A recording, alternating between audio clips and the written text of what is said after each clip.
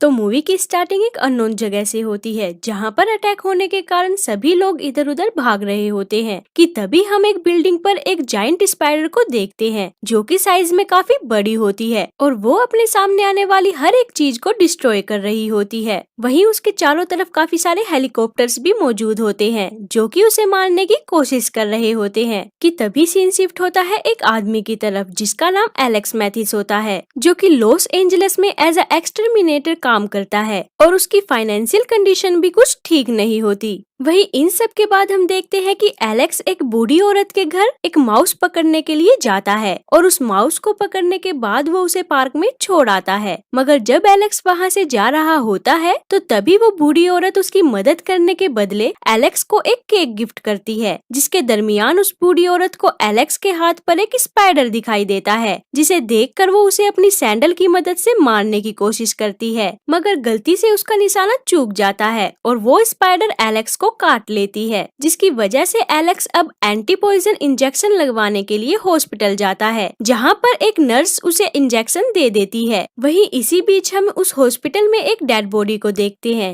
जो कि एक बैग में बंद होती है कि तभी उसमें कुछ हलचल होने लगती है जिसकी आवाज सुनकर वहाँ खड़ा एक डॉक्टर उस बैग को चेक करने के लिए जाता है और जब वो उस बैग को चेक कर रहा होता है तो तभी अचानक से वहाँ सभी लाइट्स ऑफ हो जाती है मगर लाइट आने के बाद जैसे ही वो उस डेड बॉडी को चेक करने जाता है तो तभी उस डॉक्टर के गर्दन पर एक जायंट स्पाइडर काट लेती है जिसकी वजह से वो डॉक्टर चिल्लाने लगता है और फायर अलार्म बजा देता है जिसके कारण हॉस्पिटल में सभी लोग पैनिक हो जाते हैं। इन सब के बाद हम देखते हैं कि एक गार्ड उस डॉक्टर को बाहर ले आता है जहाँ पर वो डॉक्टर उस हॉस्पिटल के मालिक को उस स्पाइडर के बारे में बताता है और कहता है कि उसने अपनी जिंदगी में इतने बड़े साइज का स्पाइडर कभी नहीं देखा मगर उस हॉस्पिटल का मालिक उसकी बातों का यकीन नहीं करता और उस पर काफी गुस्सा होता है। लेकिन तभी वहाँ एलेक्स उन्हें बताता है कि उसे स्पाइडर्स के बारे में काफी नॉलेज है और वो उनकी मदद कर सकता है मगर इसके बदले वो उस हॉस्पिटल के मालिक से उसका बिल माफ करने के लिए बोलता है जिस पर हॉस्पिटल का मालिक उसकी बात मान लेता है। जिसके बाद एलेक्स एक गार्ड के साथ वहाँ उस मुर्दा घर में जाता है जहाँ वो उस डेड बॉडी को देखता है। दरअसल उस डेड बॉडी के सारे पार्ट्स उस स्पाइडर ने खा लिए थे और साथ ही उस डेड बॉडी में काफी सारे जाले लगे हुए थे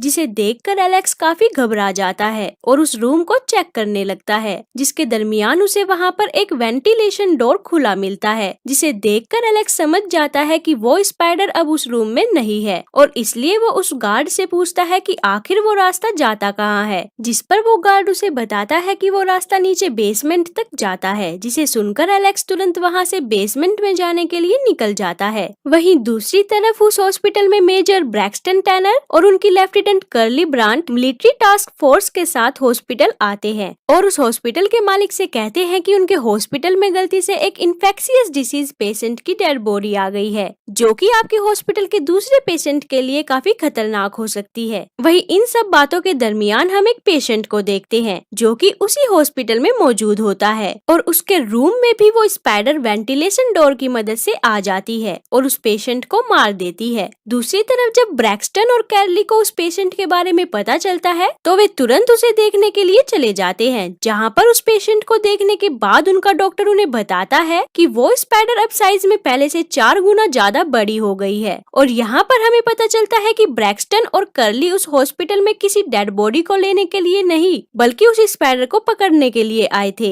वहीं आगे हम एलेक्स को देखते हैं जो कि स्पाइडर को ढूंढते हुए नीचे बेसमेंट तक पहुँच जाता है लेकिन उसे कोई आइडिया नहीं होता है कि वो स्पाइडर उसके पीछे है मगर उस स्पाइडर के हमला करने से पहले ही वहाँ कर्ली आ जाती है जो कि उस पर फायरिंग स्टार्ट कर देती है जिसकी वजह से वो स्पाइडर वहाँ से भाग जाता है। जिसके बाद एलेक्स और कर्ली दोनों मिलकर उस स्पाइडर को ढूंढने लगते हैं और जैसे ही वो स्पाइडर उन्हें दिखाई देता है तो कर्ली उस पर फिर से शूट करने लगती है मगर गलती से उसका निशाना चूक जाता है जिसकी वजह से वो स्पाइडर सीवर के अंदर चली जाती है। वहीं इन सभी बातों के बाद कर्ली अब एलेक्स को ब्रैक्सटन के पास ले आती है जहां ब्रैक्सटन एलेक्स से उस स्पाइडर के बारे में पूछता है जिस पर एलेक्स उसे बताता है कि वो स्पाइडर काफी बड़ा और काफी खतरनाक है जिसे सुनकर ब्रैक्सटन काफी घबरा जाता है और एलेक्स को वहाँ से जाने के लिए बोलता है मगर एलेक्स वहाँ से जाने की बजाय उस गार्ड के साथ स्पाइडर को ढूंढने के लिए निकल जाता है। इसी बीच हम कुछ सोल्जर्स को देखते हैं जो कि उस स्पाइडर को ढूंढने के लिए सीवर के अंदर आए होते हैं, जहाँ पर उन्हें उस स्पाइडर के काफी सारे जाले दिखाई देते हैं और साथ ही उन्हें वहाँ पर काफी सारे लोगों की डेड बॉडी भी दिखाई देती है जिन्हें कि वो स्पाइडर मार चुका था। वहीं दूसरी तरफ अब वो स्पाइडर उस सीवर से निकलकर एक पार्क में पहुँच जाती है और यहाँ हम देखते हैं कि उस स्पाइडर का साइज पहले से भी 4 गुना ज्यादा बढ़ गया है, जिसकी वजह से पार्क में मौजूद सभी लोग उसे देखकर डर जाते हैं और वहाँ से भागने लगते हैं। मगर उनके भागने से पहले ही वो स्पाइडर उन पर हमला कर देती है और उन्हें मार देती है। आखिर में वो स्पाइडर एक छोटे बच्चे पर हमला करने के लिए आगे बढ़ती है, लेकिन उसके हमला करने से पहले ही वहाँ एलेक्स आ जाता है जो कि उस स्पाइडर को अपनी तरफ अट्रैक्ट कर लेता है, जिसकी वजह से वो स्पाइडर उसका पीछा करने लगती है। और जब वो स्पाइडर उसका पीछा कर रही होती है तो तभी एलेक्स के पास कर्ली का फोन आता है, जिसमें वो उसे बताती है कि आगे उनका एक ग्रुप उस स्पाइडर को मारने के लिए उसका वेट कर रहा है। लेकिन इससे पहले कि एलेक्स को उसकी बात समझ आती, वे दोनों वहाँ तक पहुँच जाते हैं, जहाँ पहुँचकर वे दोनों कार से निकलकर छुप जाते हैं। जिसके बाद वहाँ खड़े सभी सोल्जर उस स्पाइडर पर फायरिंग करना स्टार्ट कर देते हैं, लेकिन बदकिस्मती से उस स्पाइडर को उनकी गोलियों का कोई असर नहीं होता, जिसे देखकर वे सभी काफी घबरा जाते हैं। मगर तभी वो स्पाइडर एलेक्स के ट्रक से उन पर हमला कर देती है और वहाँ से भागकर एक जंगल में चली जाती है। वहीं अब उस स्पाइडर को ढूंढने के लिए कर्ली अपने ग्रुप के साथ उस जंगल में जाती है, मगर जाने से पहले एलेक्स कर्ली से कहता है कि मैं भी तुम्हारे साथ तुम्हारी मदद करने के लिए आ रहा हूँ, जिस पर कर्ली उसे उनके साथ आने से मना कर देती है और जंगल में चली जाती है, जहाँ पहुंचकर कर्ली के ज्यादातर साथी उस स्पाइडर की वजह से मारे जाते हैं, जिसे देखकर कर्ली काफी घबरा जाती है और वहाँ से भागने लगती है। मगर तभी उसका हाथ उस स्पाइडर के एक वेब में फंस जाता है, जिसकी वजह से कर्ली अपने हाथ को उस वेब से छुड़ाने की काफी कोशिश करती है, लेकिन वो अपने हाथ को छुड़ाने में नाकामयाब हो जाती है कि तभी इतने में वहाँ पर एलेक्स आ जाता है, जो कि एक चाकू की मदद से उस वेब को काट देता है, जिसके दौरान वो स्पाइडर उन्हें देख लेती है और उन पर हमला करने के लिए आगे बढ़ती है। लेकिन उसके हमला करने से पहले ही वहाँ पर वो गार्ड आ जाता है, जो कि उस स्पाइडर पर फायरिंग करने लगता है और उस स्पाइडर पर फायरिंग करने के कारण उन्हें वहाँ से भागने का मौका मिल जाता है। मगर जब वे सभी उस स्पाइडर से बचकर भाग रहे होते हैं तो तभी वो स्पाइडर कर्ली को अपने वेब की मदद से पकड़ लेती है, जिसके तुरंत बाद वहाँ पर काफी सारे सोल्जर्स आ जाते हैं जो कि उस स्पाइडर पर फायरिंग करने लगते हैं, जिसकी वजह से वो स्पाइडर कर्ली को लेकर वहाँ से चली जाती है। वही इन सभी बातों के बाद हम ब्रैक्सटन और उसकी टीम को देखते हैं, जहाँ पर एलेक्स गुस्से में आकर ब्रैक्सटन से पूछता है कि यहाँ पर चल क्या रहा है और वो इतनी बड़ी स्पाइडर आखिर आई कहाँ से, जिस पर वहाँ मौजूद एक प्रोफेसर उसे बताता है कि उन्हें मार्स पर एक एलियन का डीएनए मिला था, जिसकी मदद से उन्होंने हार्मोन की ग्रोथ को बढ़ाने के लिए उसे एक स्पाइडर पर टेस्ट किया था, लेकिन उनका एक्सपेरिमेंट किसी वजह से फेल हो गया, जिसकी वजह से उस स्पाइडर का साइज बढ़ता ही जा रहा है। और साथ ही वो प्रोफेसर उसे ये भी बताता है कि वो स्पाइडर अब लास्ट स्टेज पर पहुंच चुकी है, जिसका मतलब है कि वो स्पाइडर अब अपने साइज के स्पाइडर्स को रिप्रोड्यूस करेगी, जिसे सुनकर वे सभी काफी घबरा जाते हैं। वहीं दूसरी तरफ हम उस स्पाइडर को देखते हैं जो कि उस सिटी में बुरी तरह से तबाही मचा रही होती है और देखते ही देखते वो स्पाइडर एक बिल्डिंग के टॉप पर पहुंच जाती है, जहां पर काफी सारे हेलीकॉप्टर उसे मारने की कोशिश कर रहे होते हैं। और यहाँ पर हमें पता चलता है कि उस स्पाइडर ने अपने अंडे उस बिल्डिंग में दिए होते हैं, जिन्हें बचाने के लिए वो उन हेलीकॉप्टर्स को डिस्ट्रॉय कर देती है और साथ ही वो कर्ली और बाकी लोगों को भी उस बिल्डिंग में ले आती है